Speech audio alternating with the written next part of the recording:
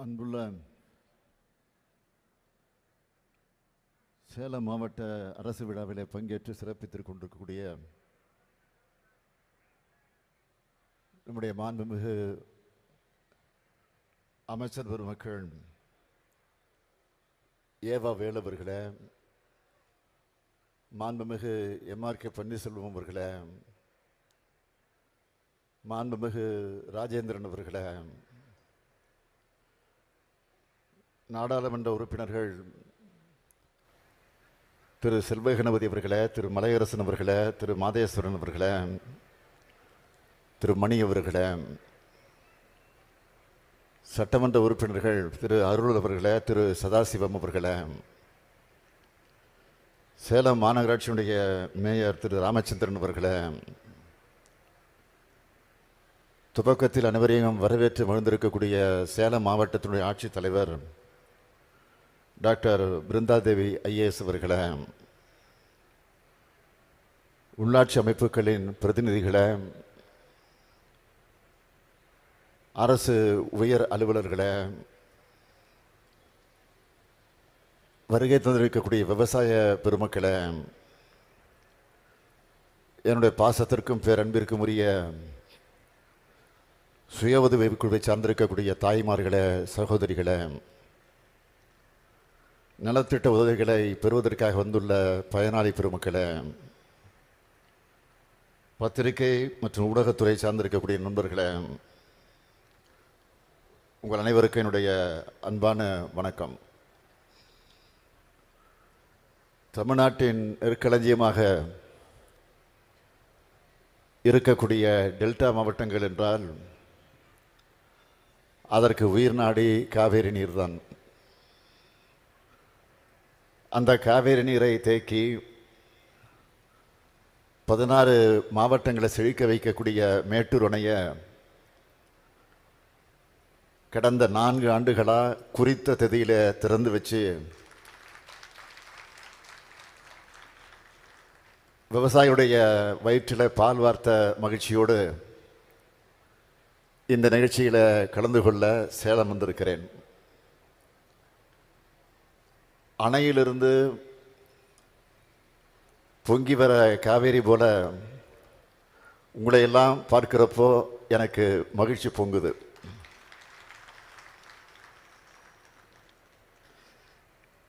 இந்த மகிழ்ச்சியை குறிப்பாக உழவர்களுக்கு இன்னும் மகிழ்ச்சியை கூட்டும் வகையில் தொடக்கத்திலேயே ஒரு அறிவிப்பை வெளியிட விரும்புகிறேன். விவசாயிகள் ஒரு குவிண்டாலுக்கு இனி 2500 ரூபாய் பெறுவார்கள். அதற்கேற்றாற்போல் சாதாரண ரகத்துக்கு 131 ரூபாய் எனவும், சன்ன ரகத்துக்கு இனி 156 ரூபாய் எனவும், இனி நெல் கொள்முதல் விலை உயர்த்தி வழங்கப்படும். இதனால் சாதாரண ரகம் 2500 ரூபாய்க்கும், சன்ன ரகம் 2545 ரூபாய்க்கும் கொள்முதல் செய்யப்படும். இதனால் 10 லட்சத்துக்கும் அதிகமான விவசாயிகள் பயனடைவாங்க. சேலம் மாவட்டம் சேவராயன் மலை, கல்வராயன் மலை, ஜருகுமலை, கஞ்சமலை, பச்சைமலை, நகரமலைன்னு மலைகள் சூழ்ந்திருக்கக்கூடிய மாவட்டம். இங்கே மலைகளை போல மக்கள் நல திட்டங்களை வழங்குகிற இந்த அரசு விழாவில் பங்கேற்று உங்கள் எல்லோரையும் சந்திப்பதில் நான் பெருமை அடைகிறேன். இந்த விழாவை மிக பிரம்மாண்டமாக கம்பீரமாக ஏற்பாடு செஞ்சிருக்கிறார் நம்முடைய மாண்புமிகு சுற்றுலாத்துறை அமைச்சர் ராஜேந்திரன் அவர்கள். மாணவரா அரசியலில் நுழைஞ்சு 1983ஆம் ஆண்டு இளைஞரணி காலத்திலிருந்து இப்போ வர என்னோட பயணிச்சுட்டு இருக்கிறார். இன்னைக்கு மாண்புமிகு அமைச்சராக இருக்கிற அவரை பற்றி சுருக்கமாக சொல்லணும்னா, சேலத்து மாங்கனியை போல இனிமையானவர், சேலம் இரும்பை போல உறுதியானவர். அவர் அமைச்சரான பிறகு நடத்துகிற முதல் அரசு விழா, ஃபர்ஸ்ட்னு சொல்றதை விட ஃபர்ஸ்ட் கிளாஸ்னு சொல்ற அளவுக்கு சிறப்பாக ஏற்பாடு செஞ்சிருக்கிறார்.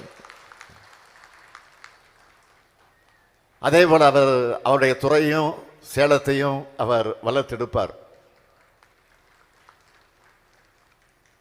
அதே போல சேலத்தினுடைய வளர்ச்சிக்கு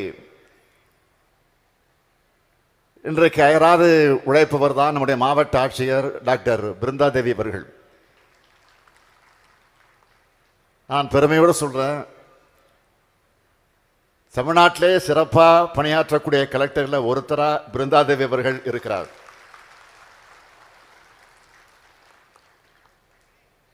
அவருக்கு துணை நிற்கக்கூடிய இந்த மாவட்டத்தினுடைய அரசு அலுவலர்கள், பணியாளர்கள் அத்தனை பேருக்கும் என்னுடைய நெஞ்சார்ந்த பாராட்டுக்கள், வாழ்த்துக்கள்.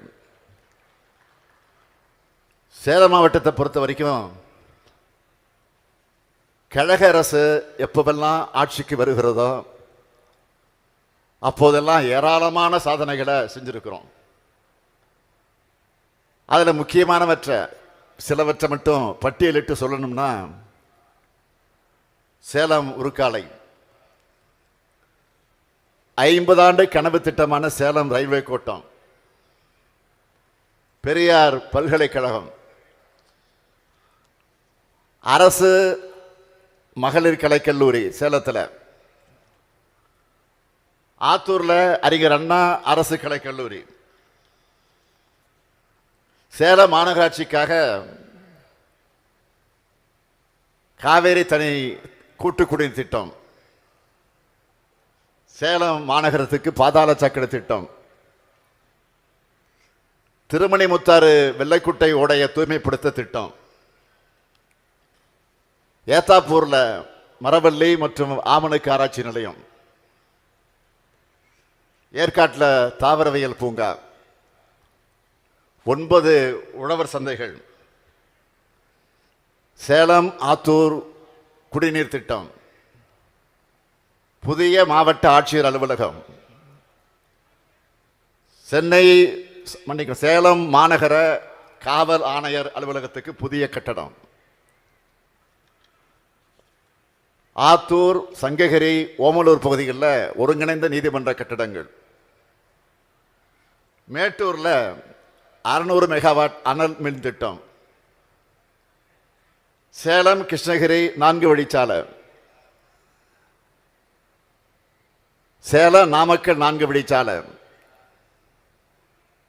சேலம் செங்கப்பள்ளி 4 வழிச்சாலை,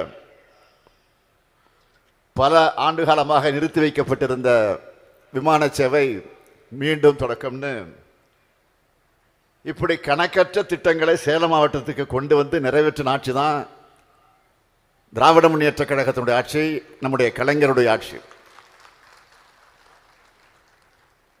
அதே வழியில் நம்ம திராவிட மாடல் ஆட்சியில்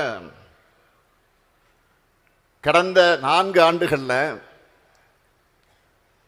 7660 கோடி ரூபாய் மதிப்பிலான திட்டங்களையும் 22,117 கோடி ரூபாய் மதிப்பிலான நலத்திட்ட உதவிகளையும் சேலம் மாவட்டத்துக்கு நாம் செஞ்சிருக்கிறோம். அதில் சிலவற்றை நாம் பட்டியலிட்டு சொல்லணும்னா, மினி டைடல் பார்க் அறிவித்தோம். ஓமலூர் வட்டம் ஆனைக்கொண்டன் பட்டியலை அமைச்சிட்டோம். கொலுசு உற்பத்தியாளர்களுக்காக பன்மாடி உற்பத்தி மையம் அமைக்கப்படும் அறிவித்தோம். அரியா கவுண்டன் பட்டியலை திறந்து வச்சிட்டோம். 3 நீர்நிலைகளை சீரமைக்க 52 கோடி ரூபாய் ஒதுக்கீடு செஞ்சோம். அல்லிக்குட்டை ஏரியை திறந்து வச்சுட்டேன். போடிநாயக்கம்பட்டி ஏரியும் மூக்கினேரி ஏரியும் விரைவில் திறந்து வைக்கப்படும். அம்மாப்பேட்டை பகுதியில் ரயில்வே மேம்பாலம் அமைக்கப்படும் சொன்னோம். 92 கோடி ரூபாய் மதிப்பீட்டில் அமைக்கப்பட்ட ரயில்வே பாலத்தை கடந்த ஆண்டு திறந்து வச்சுட்டோம். தங்கு தடையின்றி குடிநீர் கிடைக்க 20 கோடி ரூபாய் மதிப்பீட்டில் குடிநீர் வழங்கக்கூடிய பணிகள் நடந்துட்டு வருது. அதே மாதிரி வடிகால் பணிகளும் முடிஞ்சிருச்சு. ஒருங்கிணைந்த ஜவுளி பூங்கா அமைக்கப்படும் சொன்னேன். ஜாகீர் அம்மாபாளையத்தில் 119 ஏக்கர் பரப்பளவில் 880 கோடி ரூபாய் மதிப்பீட்டில் அமைக்க இன்னைக்கு அடிக்கல் நாட்டியிருக்கிறேன். 548 கோடி ரூபாய் மதிப்பீட்டில் 520 கோடி ரூபாய் 548 கோடி ரூபாய் மதிப்பீட்டில் 520 கோடி ரூபாய் 520 கிலோமீட்டர் தூரத்துக்கு பாதாள சாக்கடை திட்ட பணிகள் அமைக்கக்கூடிய பணிகள் நடைபெற்று வருது. பல்நோக்கு விளையாட்டரங்கு அமைக்கப்படும் அறிவித்தோம். ஏற்கனவே மாண்புமிகு துணை முதலமைச்சர் உதயநிதி அவர்கள் அதை அடிக்கல் நாட்டியிருக்கிறார். இப்படி சொன்னதை செஞ்சு முடிக்கிற ஆட்சியா நம்ம திராவிட மாடல் ஆட்சியை நடத்திக்கிட்டு இருக்கிறோம். இந்த வரிசையில் சேலம் மாவட்டத்துக்கு 6 புதிய அறிவிப்புகளை இந்த நிகழ்ச்சியின் வாயிலாக அறிவிப்பதில் மகிழ்ச்சி அடைகிறேன். முதலாவது அறிவிப்பு, சேலம் மாநகராட்சி பகுதிகளில் 100 கோடி ரூபாய் செலவில் சாலைகள் மேம்பாடு, போதிய கழிவுநீர் கால்வாய்கள் மற்றும் சிறுபாலங்கள் போன்ற பணிகள் மேற்கொள்ளப்படும். இரண்டாவது அறிவிப்பு, சேலம் மாநகராட்சி செவ்வாய்ப்பேட்டையில் இருக்கக்கூடிய தினசரி சந்தை 9 கோடி ரூபாய் செலவில் மேம்படுத்தப்படும். மூன்றாவது அறிவிப்பு, தலைவாசல் வட்டத்தில் விவசாயிகளுக்கு பயனளிக்கிற வகையில் இலுப்பணத்தம் கிராமத்தில் இருக்கக்கூடிய வேளாண் விற்பனை நிலையம் 10 கோடி ரூபாய் செலவில் தரம் உயர்த்தப்படும். நான்காவது அறிவிப்பு, மேட்டூர் மற்றும் நரசிங்கபுரத்தில் புதிய நகராட்சி அலுவலக கட்டடங்கள் கட்டப்படும். ஐந்தாவது அறிவிப்பு, சங்ககிரி நகராட்சியில் புதிய வணிக வளாகம் அமைக்கப்படும். ஆறாவது அறிவிப்பு, தாரமங்கல் நகராட்சியில் 18 கோடி ரூபாய் செலவில், இடைப்பாடி நகராட்சியில் 9 கோடி ரூபாய் மதிப்பீட்டிலையும், ஆத்தூரில் 5 கோடி ரூபாய் மதிப்பீட்டிலையும் புதிய குடிநீர் திட்டப் பணிகள் மேற்கொள்ளப்படும். தூரத்தில் இருக்கக்கூடிய இலக்குகளையும் விரைவாக அடைகிறதுக்கான பாதையை நாம் அமைச்சுக்கிட்டு இருக்கிறோம்.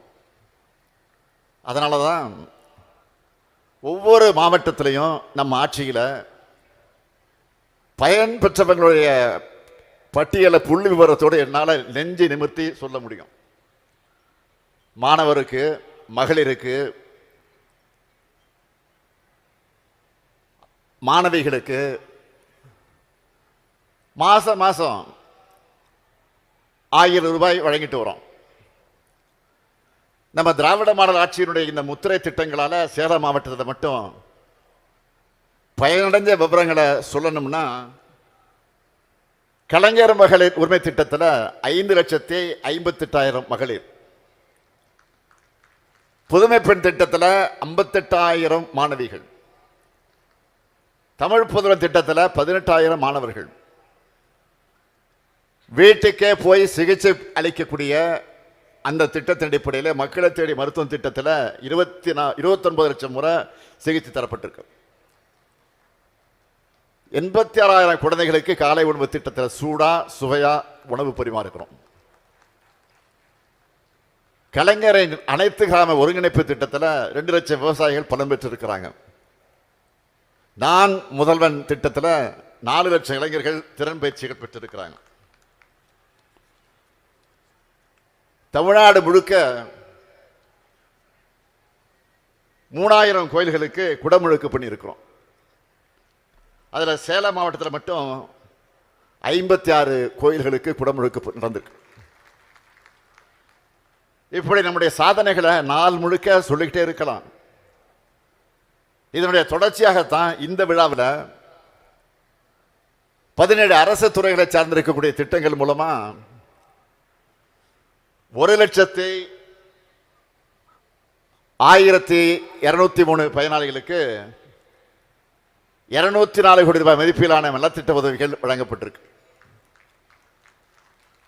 இப்படி அனைத்து மாவட்டங்களுக்கு சென்று நலத்திட்ட உதவிகளை நான் தொடர்ந்து வழங்கி வருகிறேன்.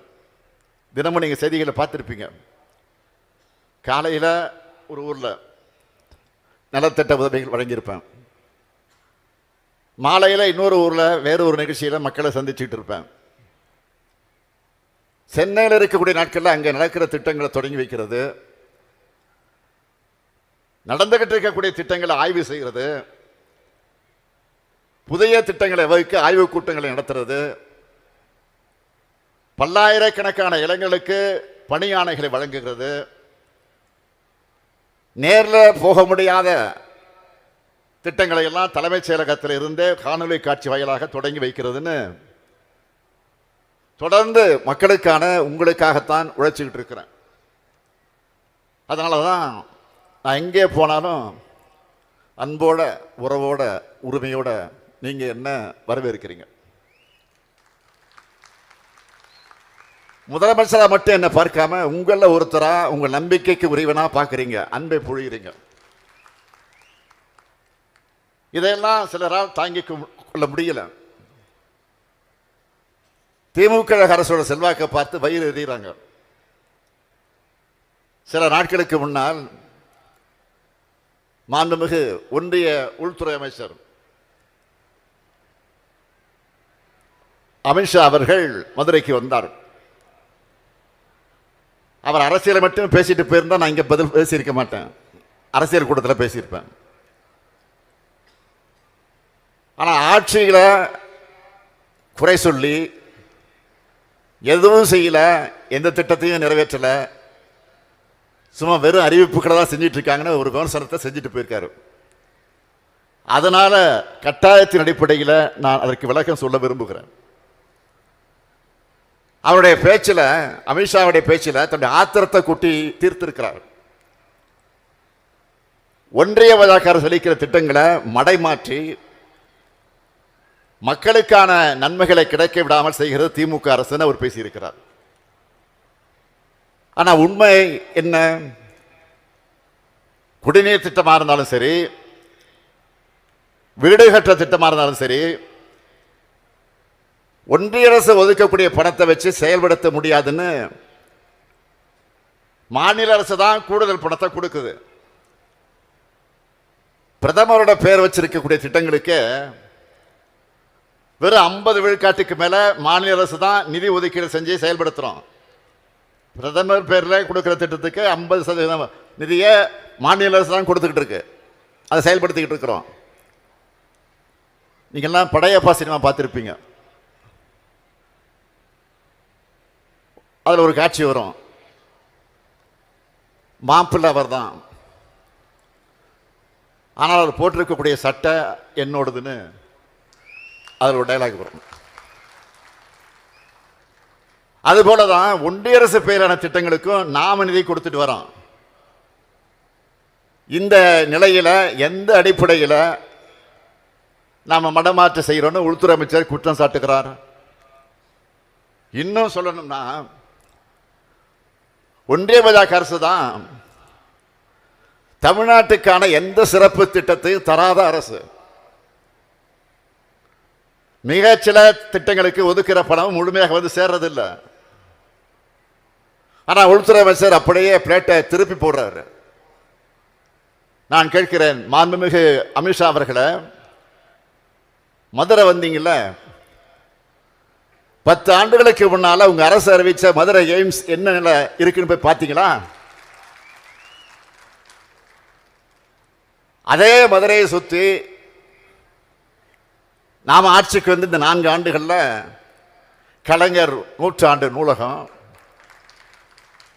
உலக தரத்திலான ஜல்லிக்கட்டு அரங்கம், கீழடை அருங்காட்சியகம், ஏராளமான பணிகளை நாங்கள் முடிச்சிருக்கிறோம். இதுதான் பிஜேபி மாடலுக்கும் திராவிட மாடலுக்கும் உள்ள வித்தியாசம். 10 ஆண்டுகளா கட்டுறதுக்கு அது என்ன எய்ம்ஸ் என்ன மருத்துவமனையா இல்லை விண்வெளி ஆராய்ச்சி நிலையமா? 10 ஆண்டுகளாக தொடர்ந்து கட்டிட்டு இருக்கிறதுக்கு ஒழுங்கா நிதி ஒதுக்கி இருந்தா 2 ஆண்டுகளை கட்டி முடிச்சிருக்கலாமே. இந்த லட்சணத்துல குறை சொல்லி நீங்க பேசலாமா? ஒன்னே ஒண்ணு கேட்கிறேன். 3வது முறையா ஒன்றியத்தில் பாஜக ஆட்சி அமைச்சிருக்கீங்க. தமிழ்நாட்டுக்குன்னு நீங்க செஞ்ச ஒரே ஒரு சிறப்பு திட்டத்தை சொல்லுங்க. 9 ஆண்டுகள் ஐக்கிய முற்போக்கு கூட்டணி அரசுல எங்களுடைய கட்சி இருந்துச்சு. அந்த கூட்டணியில் நாங்களும் இடம்பெற்றிருந்தோம்.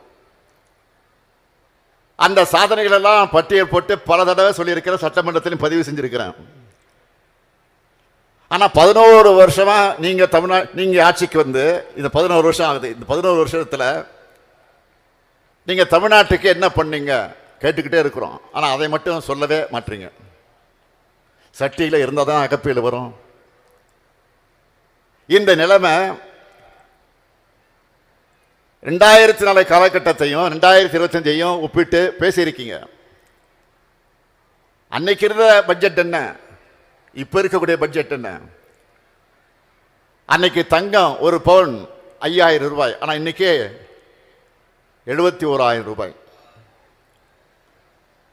2004 பணமும் இப்போ இருக்கக்கூடிய பணம் ஒண்ணா? மதுரை வந்த அமித்ஷா இப்படி பேசினா மதுரையோட தொன்மையை நிராகரிக்கிற மாதிரி பேசியிருக்கிறார் இன்னொரு ஒன்றிய அமைச்சரான ஷெகாவத் அவர்கள். என்ன பேசினாரு? கீழடியில் உள்ள அல்ல குறையாம அத்தனை சான்றுகளை கண்டுபிடிச்சு அறிவியல் ஆய்வு அடிப்படையில் எழுதப்பட்ட ஆய்வறிக்கையை திருத்தணும்னு சொல்றாரு. தமிழ்நாட்டில் இரும்பின் தொன்மையை பற்றி உலக அளவிலான ஆய்வகங்களில் சோதனைக்கு உட்படுத்தி நாம தான் வெளியிட்டோம். முதல் ரிசல்ட்டை வெளியிட்டோம். அப்போவாச்சும் இவங்க பாராட்டினாங்கன்னா? பாராட்டக்கூட வேண்டாம், அட்லீஸ்ட் அந்த முடிவுகளை அங்கீகரித்து ஒரு வார்த்தையாச்சும் பேசினாங்களா? தமிழர்களுடைய தொன்மையை மறைக்கவும் அழிக்கவும் ஒன்றிய அரசு தொடர்ந்து முயற்சி பண்ணுது. ஆனால் எதிர்க்கட்சி தலைவராக இருக்கக்கூடியவர் இதையெல்லாம் எதிர்த்து கேள்வி கேட்க துணிச்சல் இல்லாம அவங்களோட கூட்டணி வச்சுக்கிட்டு டெல்லிக்கு தலையாட்டி பொம்மையா பத்திரிகையாளர் சந்திப்பில் அவங்க பக்கத்தில் அமைதியா உட்கார்ந்துட்டு இருக்கிறார். இப்படி தமிழுக்கும் தமிழத்துக்கும் தமிழ் பண்பாட்டுக்கும் எதிரான அத்தனை சிந்தனைகளை வச்சுக்கிட்டு தமிழ்நாட்டை புறக்கணிக்கிறதுனால தான் தமிழ்நாட்டு மக்களும் இவங்க கூட்டணியை நிச்சயமாக புறக்கணிக்கிறாங்க, புறக்கணிச்சுக்கிட்டே இருப்பாங்க. நான் கேட்கிறது, உங்களுடைய பதவியை காப்பாற்றிக்க ஏற்கனவே ஒரு முறை வெளிப்படையா கூட்டணி வச்சீங்க. தமிழ்நாட்டுக்கான ஒரு சிறப்பு திட்டத்தையாவது அப்போ கேட்டு வாங்கினீங்களா? இல்ல தமிழ்நாட்டின் உரிமைகள் பறிபோனப்போ எதிர்த்து ஒரு கேள்வி கேட்டீங்களா? கேட்கல. தமிழ்நாட்டில் பாஜகவோட பிராக்சி ஆட்சி நடத்தப்போ எதிர்த்து குரல் எழுப்பல. இப்பவும் தமிழ்நாட்டில் அடுத்து பாஜக கூட்டணி ஆட்சி அமைக்கும்னு அமித்ஷாவும் மற்றவங்களும் நேரடியாக சொல்றாங்க. அதை பார்த்தும் எதையும் பேச முடியாம வாய்மூடி இருக்காங்க. சுயநலத்துக்காக சுய லாபத்துக்காக சொந்த கட்சி அடமான வச்ச பிறகு எப்படி பேச முடியும்? ஆனா மக்கள் தெளிவாக இருக்காங்க. திரும்பவும் அவங்க உங்களை ஏத்துக்க மாட்டாங்க, உங்ககிட்ட ஏமாற மாட்டாங்க. சுயமரியாதை உள்ளவர்கள் தமிழர்கள். நான் உறுதியோடு சொல்றேன், டெல்லியிலிருந்து தமிழ்நாட்டு ஆளை நாங்கள் ஒருபோதும் அனுமதிக்க மாட்டோம். நெருக்கடிகளை மீறி நெருப்பாற்றில் இன்றி தமிழ்நாட்டை உயர்த்தி வரக்கூடிய திராவிட அரசுக்கு ஆதரவாக மக்கள் இருக்கீங்க. இப்ப இருப்பது போலவே 2026 நீங்க ஆதரவாக இருப்பீங்க. எப்பவும் நாங்க உங்களுக்கு துணையாக இருப்போம் என்று கூறி விடைபெறுகிறேன். நன்றி, வணக்கம். சேலம் மாவட்டத்தில்